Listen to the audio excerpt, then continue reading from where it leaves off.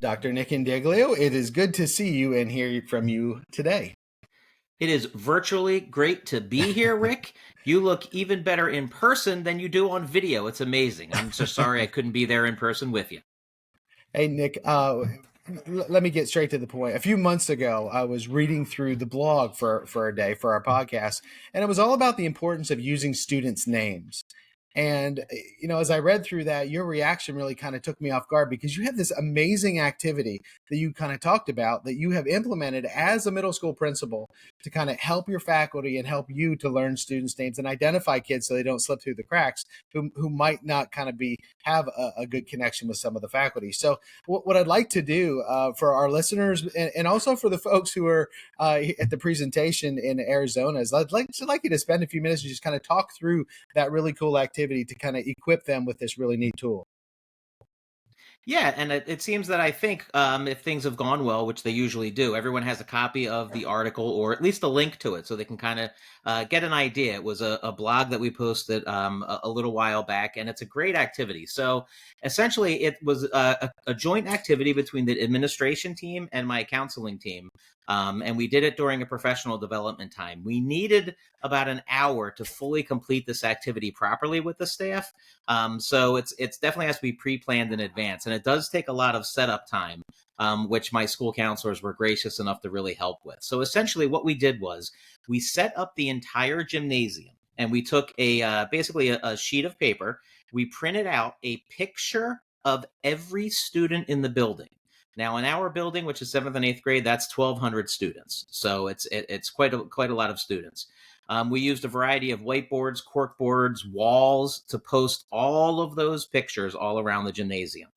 Then what we do is we prep the teachers in a different area, and we tell them that we are going to set them loose on an activity. And the first part of the activity, they're going to take their pad of stickers. We give each teacher a packet of stickers, and those stickers are blue, yellow, green, and red.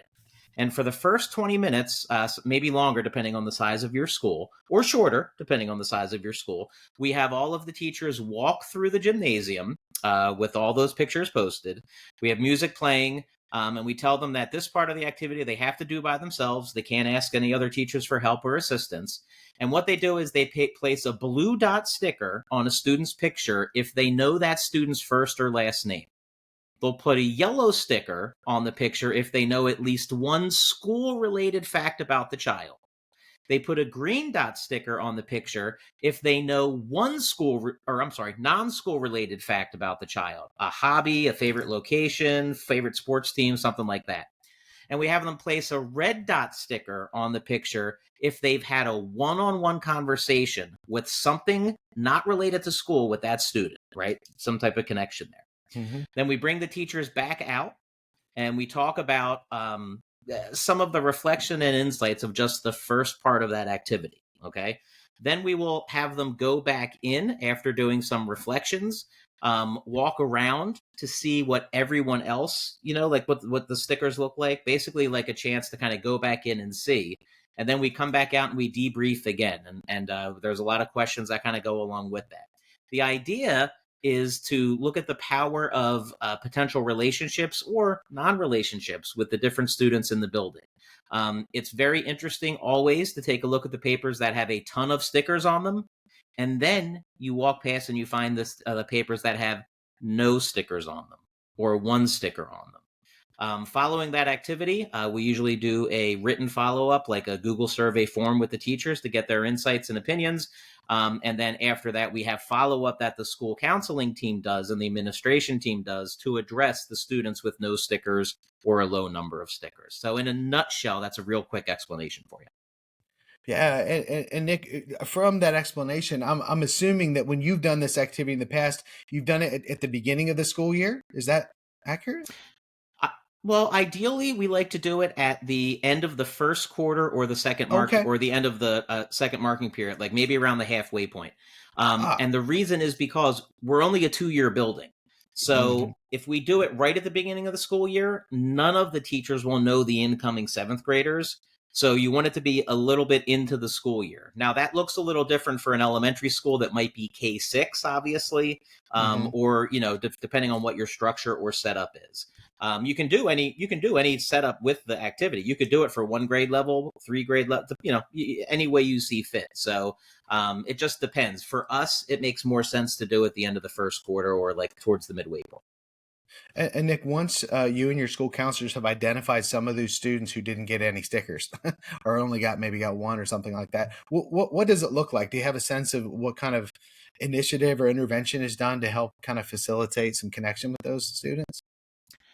We make it a point to have each of the school counselors who are responsible for each of those children check in with those kids. We possibly will invite them to some of the different group offerings we have, whether it's a lunch Mm, bunch activity or trying to find out what their interests are to get them involved in clubs or sports. And then, since at the middle school we're team based, each of the teams who have those kids are then provided extra information about the kid, and they will look for a way to find connections for that child too.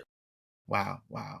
Yeah, let me just kind of emphasize something you've said over and over again, because we're here in Arizona and we're talking about the importance of knowing and using students' names. But really, what we're talking about that's a means to an end, and the end is connection. You've said it over and over again, is the idea that we want students to feel and think in connected ways. And knowing a kiddo's name is a good kind of idea of whether or not the kid's connected, but it's representative, I think, of this kiddo being connected and having some meaningful kind of relationships with faculty. So, and research Absolutely. And tells us that nothing more important than students having meaningful connections with their classmates, with their teachers, and other faculty and staff, and and the feeling of connectedness with the school as part of their identity. So, yeah, wonderful hey, activity. Rick, for those who are there with you live in Arizona, when they walk out of that session, whatever time that is, if they check out season 2 of Rick and Nick's Excellent Adventure, we talk about one of the big research studies in 2023 showing that SEL does improve student achievement academically too. So for anyone thinking we can't be doing these types of activities or spending time on that, it improves in all areas. One real Yeah. quick, I just want to share, and it's right at the end of the article, Rick. For the school counselors in my building, it was all 100% kid focused, right? For me as the Hmm. principal or the administrator, I really wanted to see the impact it had on teachers. And just real quick, listen to just a couple of these comments teachers left. I felt bad when a kid didn't have many stickers or only yellow stickers. I was thinking about how to improve my percentage of red stickers so I Hmm. could make time to have more personal conversations with kids. I, Wow. right there, that shows that Wow. this is a worthwhile activity. Yeah, absolutely. Absolutely. Hey, Nick, thank you. I know you want to be here, and I'm sorry you can't be, but thank you for spending a few minutes kind of talking through this activity with us, because I think it's golden, and I think there's going to be some of the folks who are sitting here right now who are going to take this and use this and make a significant difference in kids' lives because of it. So thank you so much, my friend. Absolutely. Everybody have a great session. You got the best right here. Watch out for scorpions.